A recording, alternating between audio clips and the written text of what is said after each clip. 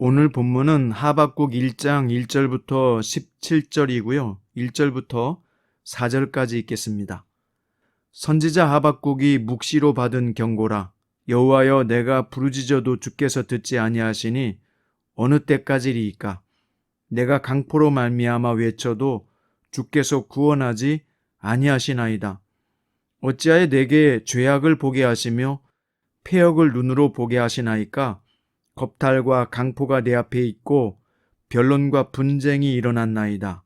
이러므로 율법이 해이하고 정의가 전혀 시행되지 못하오니 이는 악인이 의인을 에워쌌으므로 정의가 굽게 행하여 짐이니이다. 아멘.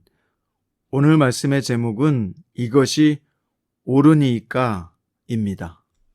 하박국 활동 시기를 정확하게 알 수 없지만 하박국서는 바벨론이 강력한 제국으로 성장해 유다의 위협이 되었던 시기, 즉 애굽이 바벨론에게 대패한 BC 605년 전으로 기록되었을 것으로 보고 있습니다. 하박국은 유다의 국내 사정과 주변 국가들 사이에서 벌어지는 일들을 보며 하나님이 각 나라를 심판하시는 방식과 기준에 대해서 의문을 제기하는 책입니다. 또한 하박국서는 임박한 멸망 앞에서 하나님의 백성의 마음을 너무나 잘 보여주는 말씀인데요.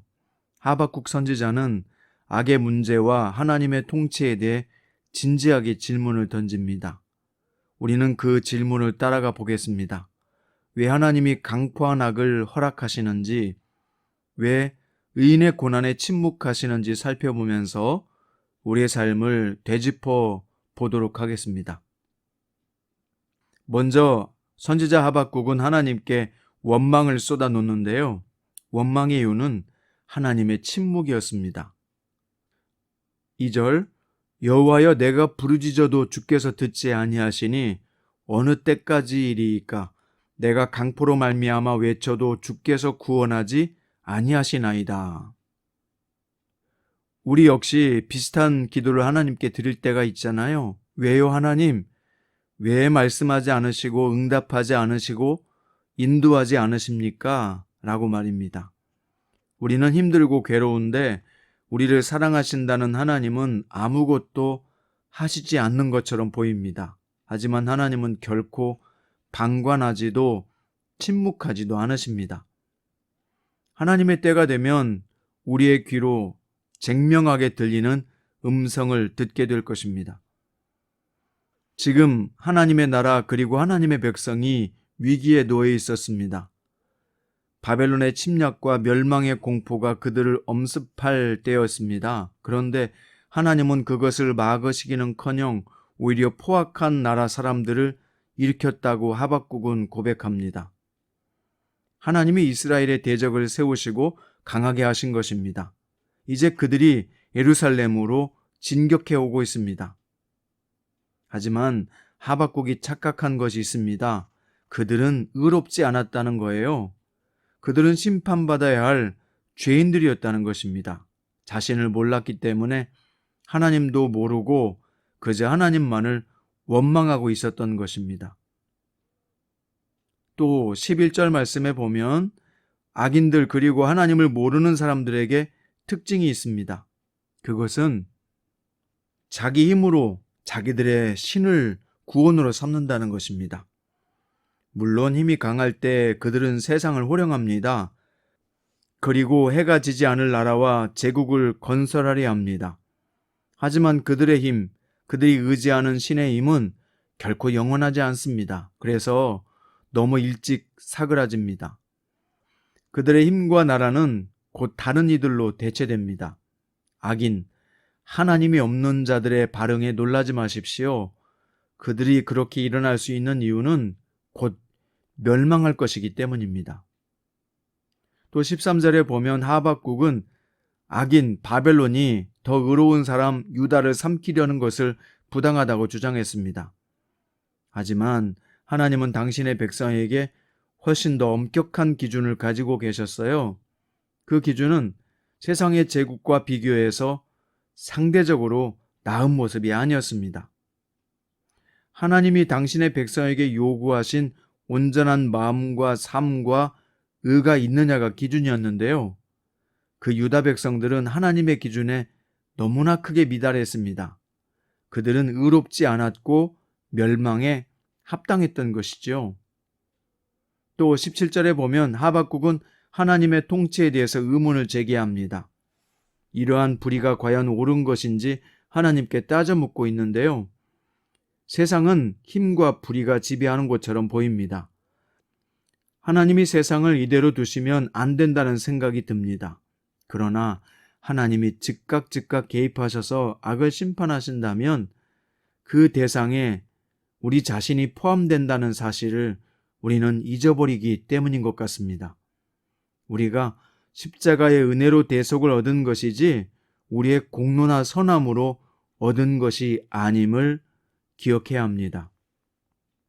우리가 너무나 크게 착각하는 사실이 있어요. 우리가 의인이라는 착각입니다. 정확하게 말해서 우리는 은혜를 받은 죄인입니다. 우리 스스로가 의롭다고 생각할 때 우리는 하박국처럼 하나님께 질문하며 도발하게 됩니다. 아닙니다. 우리가 해야 할 일은 하나님께 질문하는 것이 아닌 오늘을 어떻게 하나님의 뜻 가운데서 살아갈지 묵상하고 행하는 것입니다. 오늘은 치열한 복음이라는 책에 나온 내용의 일부를 읽어드리겠습니다. 1960년대부터 70년대에 테니스로 명성을 떨치던 아서 애쉬는 모든 테니스 선수들의 꿈인 그랜드 슬램을 3번이나 달성했고 최고의 권위를 자랑하는 윈블던에서도 우승을 했습니다. 그렇게 승승장구를 거듭하던 아서 애쉬가 갑작스러운 심장마비로 쓰러져 2번이나 수술을 받아야 했습니다. 그리고 불행하게도 수술 과정에서 이루어진 수혈로 에이즈에 감염되어 1993년 그의 나이 50세에 세상을 떠나고 말았습니다. 그가 에이즈에 걸린 것이 알려졌을 때 전 세계 팬들이 그를 응원하는 편지를 보냈습니다. 그중 한 팬이 그에게 물었습니다. 하나님은 왜 당신에게 그같이 나쁜 병에 걸리게 했을까요? 아서 애쉬가 에이즈와 심장병도 하나님의 뜻으로 받아들이겠다고 말하자 이 팬이 이런 질문을 한 것입니다.